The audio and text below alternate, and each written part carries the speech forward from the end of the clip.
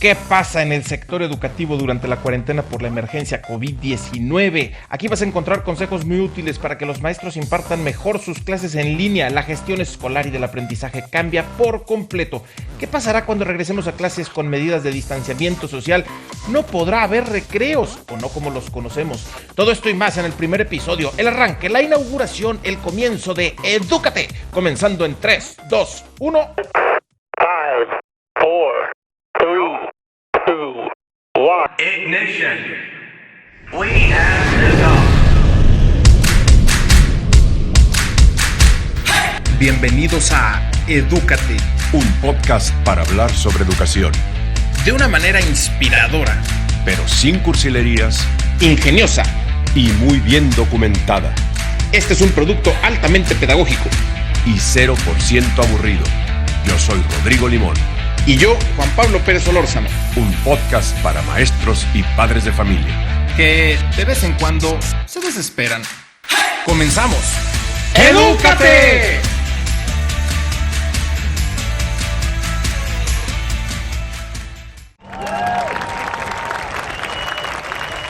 Enorme gusto me da comenzar esta primera emisión de Edúcate. Me encantaría decirles que el señor Limón y yo estamos en una cabina de grabación con unos micrófonos grandotes, gordos, esponjosos y unos audífonos gigantes puestos sobre la cabeza, pero no, en realidad estamos haciendo este podcast con audios de WhatsApp, así como lo oyen, y todo por culpa del coronavirus. Señor Limón, bienvenido a Edúcate. Comenzamos, inauguramos este podcast. ¿Cómo le va? Pues muy bien, muchas gracias, Juan Pablo. Muy contento y entusiasmado de participar en esta locura que se te ocurrió. Edúcate, me encanta la propuesta. Vamos a ver qué podemos hacer. Debido al coronavirus, como bien mencionas, no podemos estar frente a frente, pero también gracias al coronavirus es por lo que estamos proponiendo esto en este formato whatsappero. Y pues vamos a ver, porque allá vamos. Lo difícil de grabar en este formato no es el audio de WhatsApp en sí, es evitar que se escuche la podadora, la licuadora, el perro que ladra y demás. Pero bueno, así nos tenemos que adaptar todos. Las reuniones de trabajo remoto tienen ese pequeño detalle también, que en el fondo se termina oyendo la vida privada de cada quien. Claro que uno termina siendo totalmente comprensivo con esas cosas.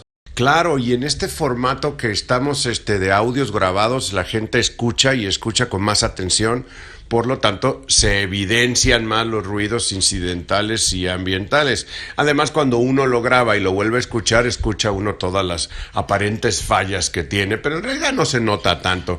Y la verdad es que se oye bonito de vez en cuando un perro ladrando, un niño llorando o alguien en afuera vendiendo o afilando cuchillos. Por cierto, hablando de cosas privadas, señor Limón, ¿cuántas veces se ha lavado las manos el día de hoy?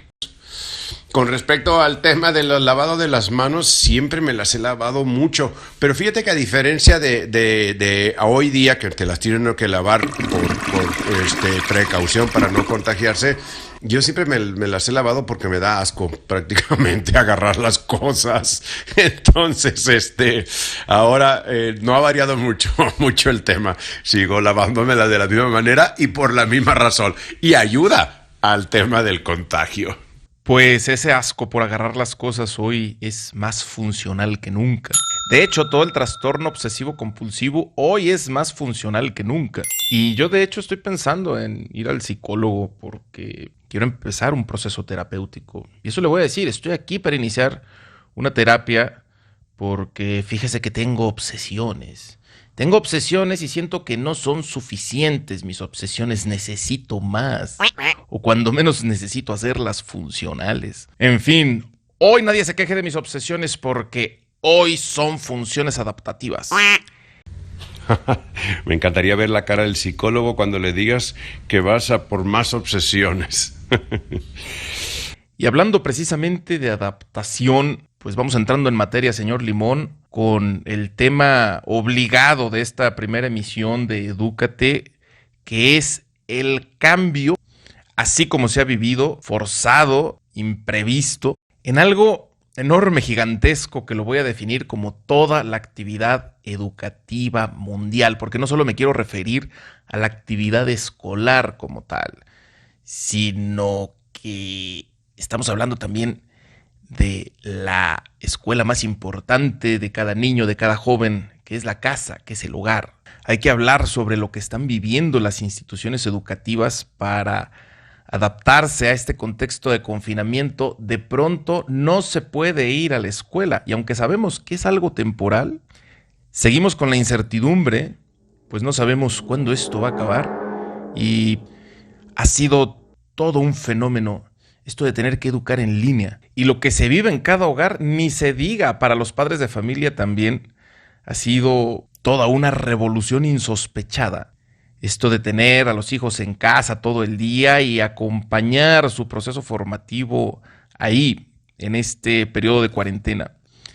Y al respecto me atrevo a decir que estamos ante una gran ironía. Y es una gran ironía porque durante décadas se ha hecho popular esa crítica al sistema educativo, al modelo educativo más oficial, más estándar. Se le ha criticado de no evolucionar, de no innovar y de pronto, ¡tómala! Tienes que cambiar por completo tu manera de hacer las cosas de un día para otro. Bueno, pues mira, yo lo que veo es que las cosas cambiaron radicalmente y súbitamente, por lo que nadie estaba preparado. Pero mira, antes de hablar de cómo se ha modificado la forma en que nos encontramos con el aprendizaje, me gustaría hablar de un tema. Me doy cuenta que muchas cosas han quedado evidenciadas con esta emergencia. Para mí, una de las más importantes es que la escuela, entre varias funciones, cumple con la de guardería. Y por lo tanto, ahora mismo los padres de familia pues están tensos porque de entrada no tienen dónde guardar a sus hijos. Para los que siguen trabajando, esto es un problema mayor.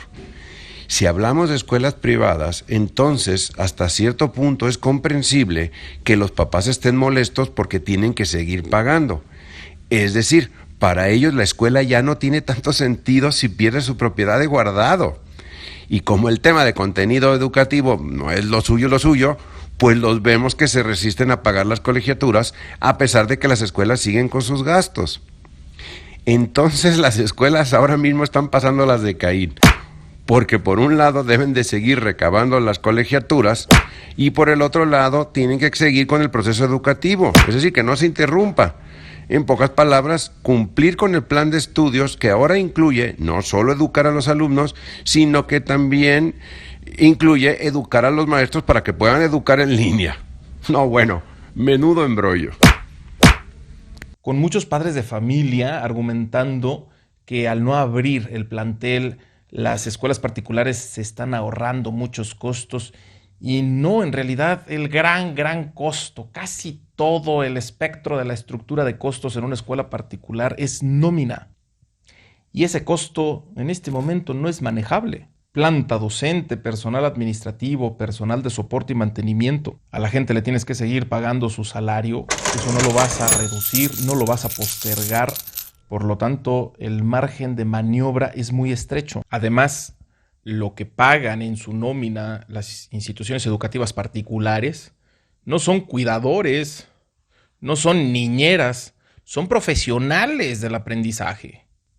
Precisamente porque el elemento central de valor en una escuela pública o particular es el proceso de enseñanza-aprendizaje y que lo conocemos más popularmente bajo denominaciones como calidad académica, tener buenos maestros o ahí sí aprenden bien.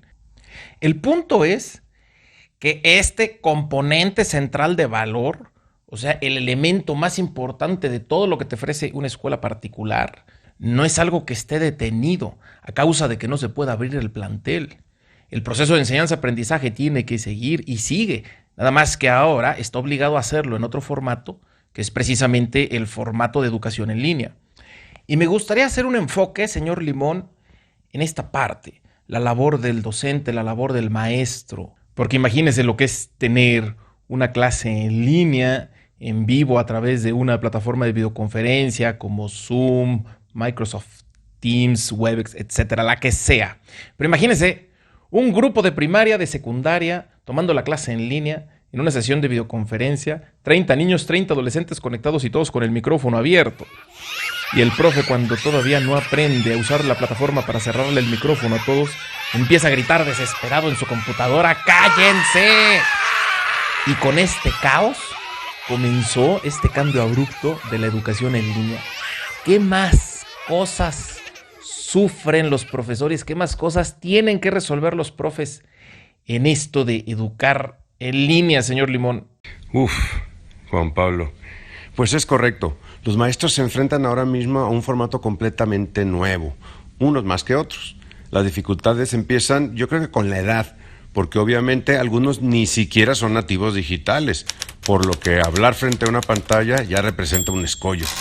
Por otro lado, los docentes estamos acostumbrados a sentir el auditorio, es decir, siempre estamos al pendiente de las señales que nos envían los estudiantes, ya sean sutiles o descaradas. Tenemos el ojo entrenado para notar ciertos patrones en el comportamiento que nos avisa si estamos perdiendo o ganando interés. Además, Juan Pablo, tenemos diferentes conductas al dar la clase. Por ejemplo, algunos nos movemos todo el tiempo, movemos los brazos, hacemos poses como actores griegos, entonamos la voz para darle más sentido a la idea, como locutores de radionovela vieja. Pero en este nuevo formato, frente a la pantalla, estamos atornillados a una silla con solo la imagen de nuestra cara siendo vista. Y además pensamos que está distorsionada con 5 kilogramos extra de papada. Por otro lado, las plataformas para dar clase están diseñadas para cierto tipo de conferencias. Históricamente han sido empresas, equipos de trabajo, capacitaciones y demás cosas las que la han usado.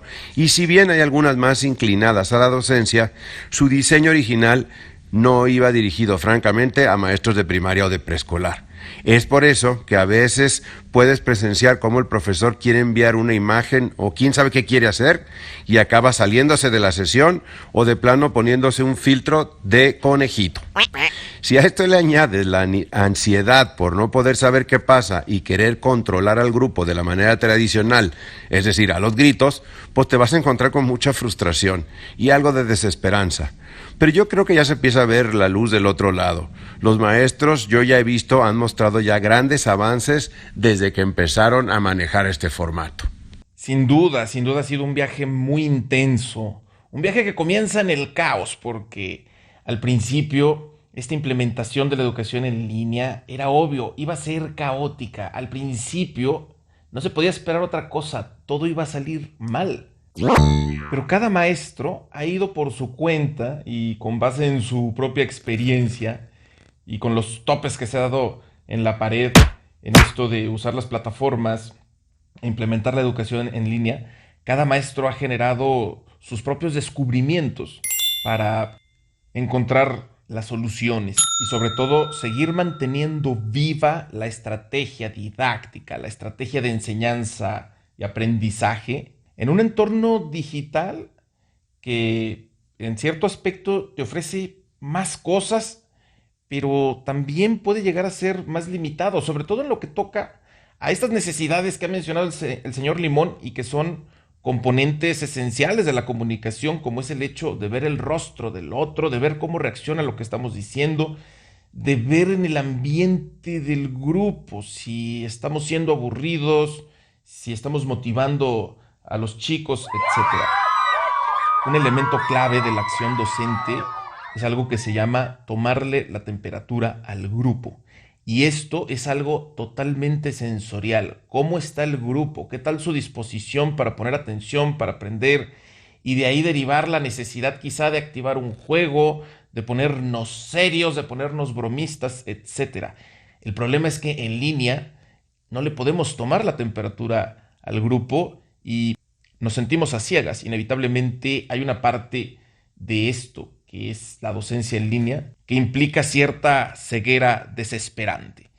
En torno a esto, abrimos nuestra sección, una sección que estará apareciendo en todas las emisiones de Edúcate, y es la frase misteriosa del señor Limón, esta sección que se llama Jugo de Limón. Vamos a escucharla. Esto es Jugo de Limón.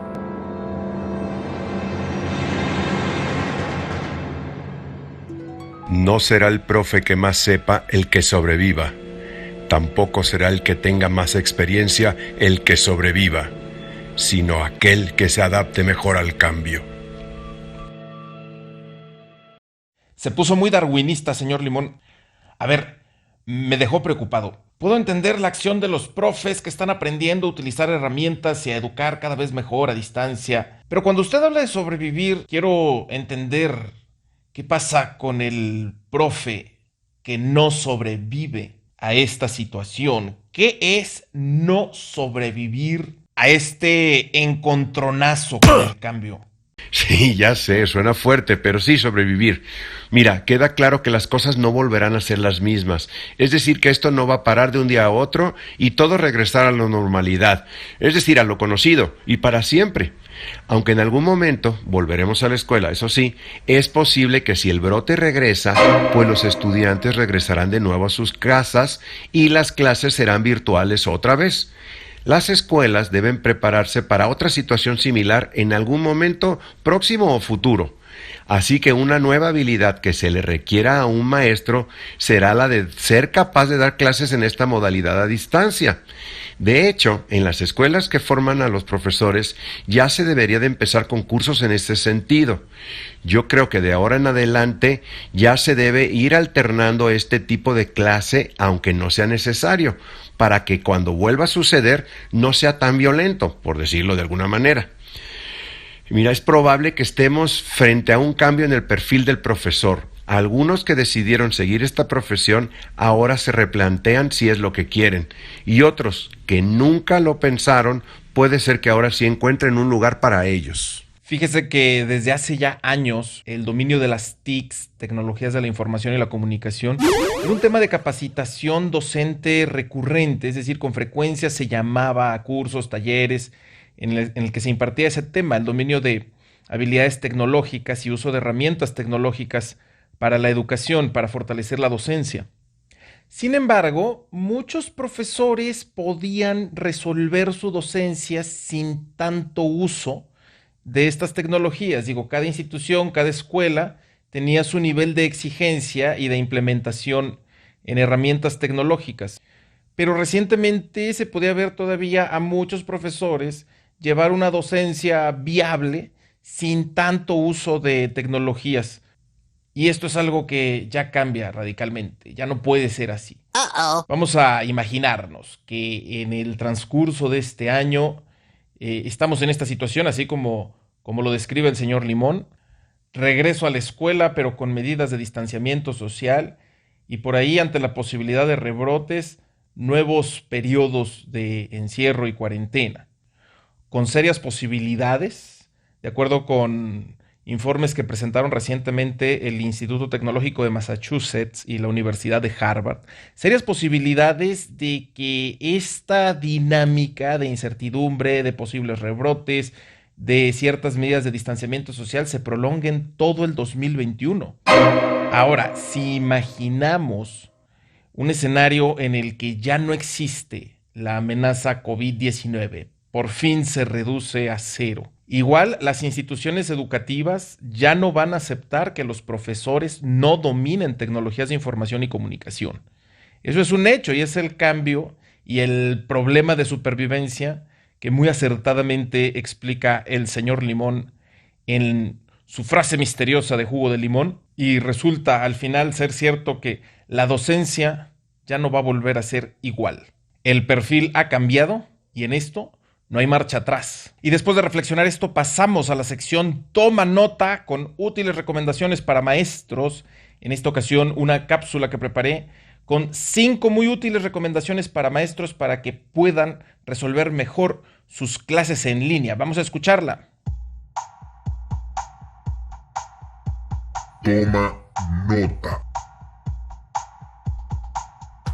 5 recomendaciones para maestros. ¿Cómo hacer mejor la educación en línea? Número 1. No quieras hacer en línea lo mismo que haces de manera presencial. Hay que evitar sesiones en vivo muy largas. No sirven. Mejor aprovechemos el gran atributo de los medios digitales y generemos recursos asincrónicos, es decir, grabados. Y dejemos las conferencias en vivo solo para que los alumnos aclaren dudas. ¿Recuerdan el aula invertida? Esa forma de trabajo que se ha propuesto desde hace años consiste en que los contenidos se graben para evitar quemar las clases en pura exposición y así aprovechar el tiempo en el aula aplicando trabajo en equipo. Ahora tenemos que actuar con esa lógica. La parte expositiva de la clase va grabada y los tiempos en videoconferencia con el grupo tienen que ser breves y solo para plantear dudas y reflexiones sobre contenidos, así como instrucciones para el trabajo de los alumnos. Número 2. Generar contenidos no se trata de grabar al profesor en video explicando temas. Eso tampoco sirve. El audio es un recurso valiosísimo y muy poco aprovechado. Además de ser más sencillo, pone a trabajar el pensamiento imaginativo de los alumnos. Si tu clase realmente requiere soporte visual, PowerPoint te permite grabar tus presentaciones con voz en off. También puedes usar herramientas gratuitas de grabación de pantalla como Loom. ¿Cómo se escribe? L de loco, doble O y M de mamá. Número 3. Sí se puede hacer trabajo en equipos en línea. Para que funcione, tú haz los equipos. Los alumnos se tienen que adaptar a trabajar con quien les toque. No es cierto que ellos en la vida van a elegir con quién trabajar.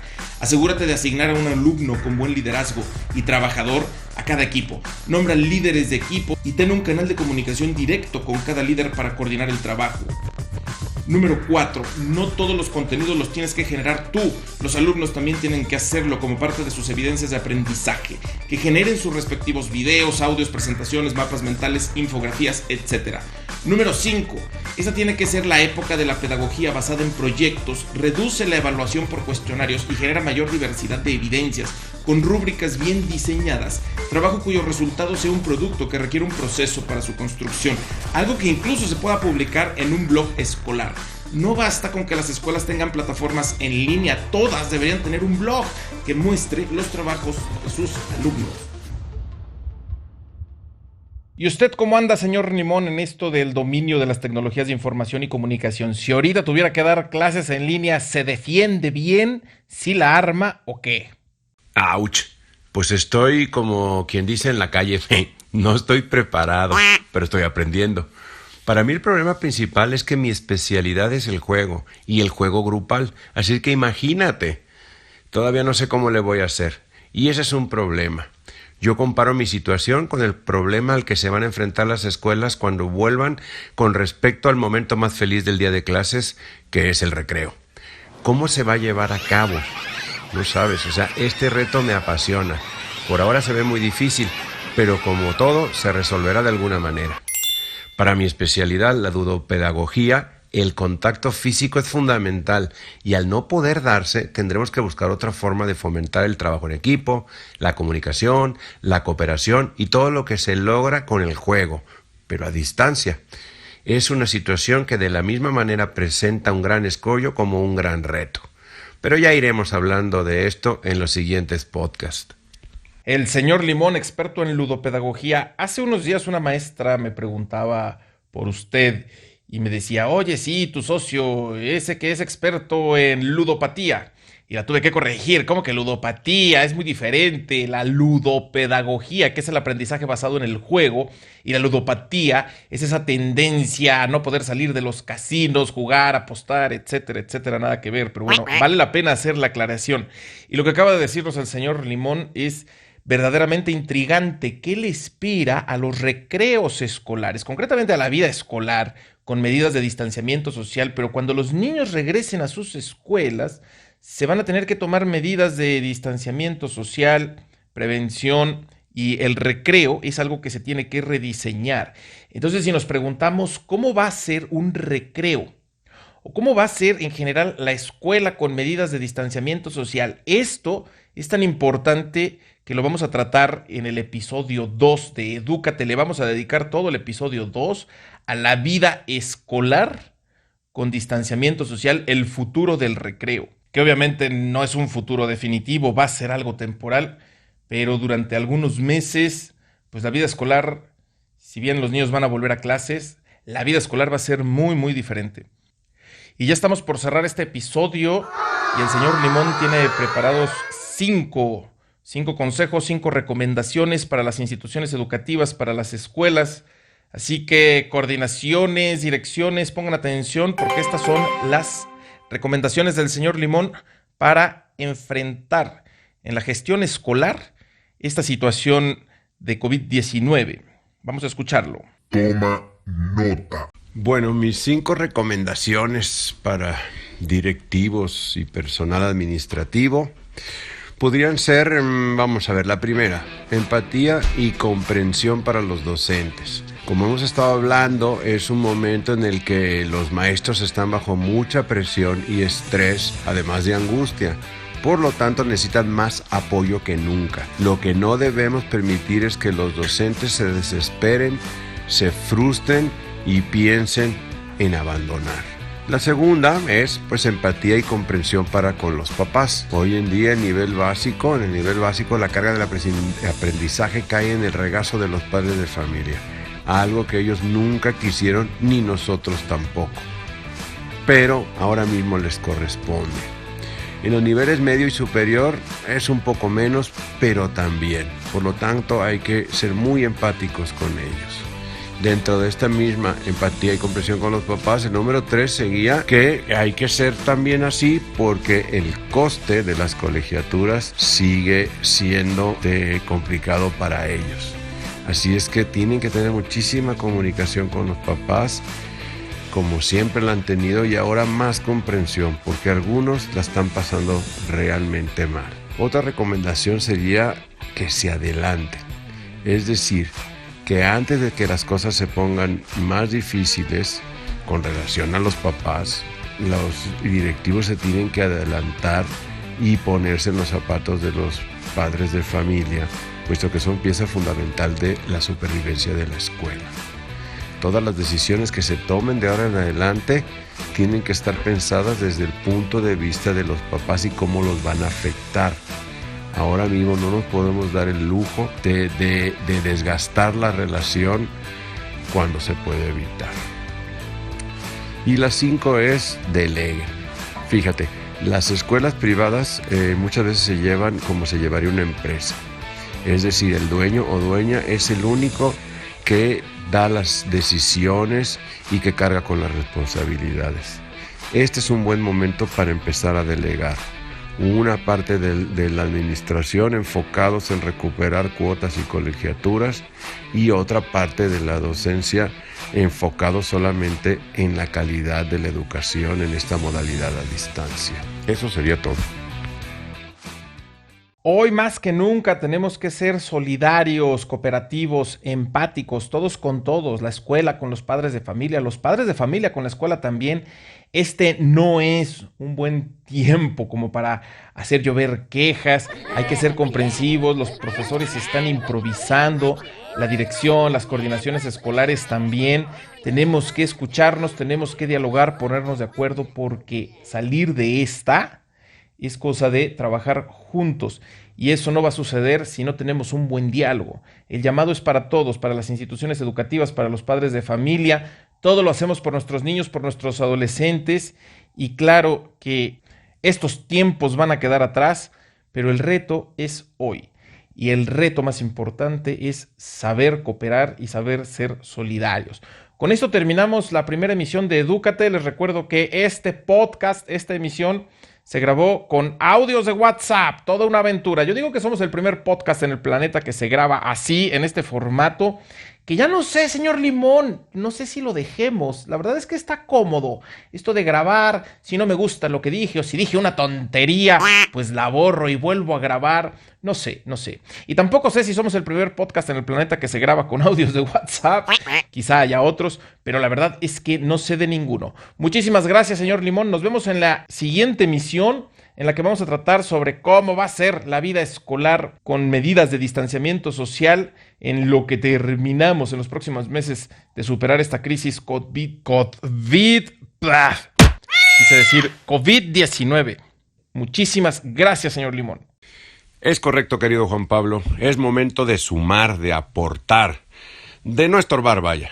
Solo así saldremos de esta con el menor daño posible. Si bien estamos improvisando, mi recomendación es documentar, para saber qué hicimos bien y cómo mejorarlo. Asimismo, para saber qué cosas buenas nos está dejando la contingencia, porque aunque parece que no, pero seguro habrá muchos aprendizajes, y en algún momento también los vamos a abordar en este podcast. Podcast que, como bien dices, es innovador, entre otras cosas, por el formato de WhatsApp, que me ha parecido genial, muy conveniente. Te felicito por la propuesta. Muchas gracias, Juan Pablo. Te dejo un abrazo, me despido de los que nos escuchan y nos vemos en la próxima emisión. Yo, por lo pronto, me voy a lavar las manos de nuevo. Chao.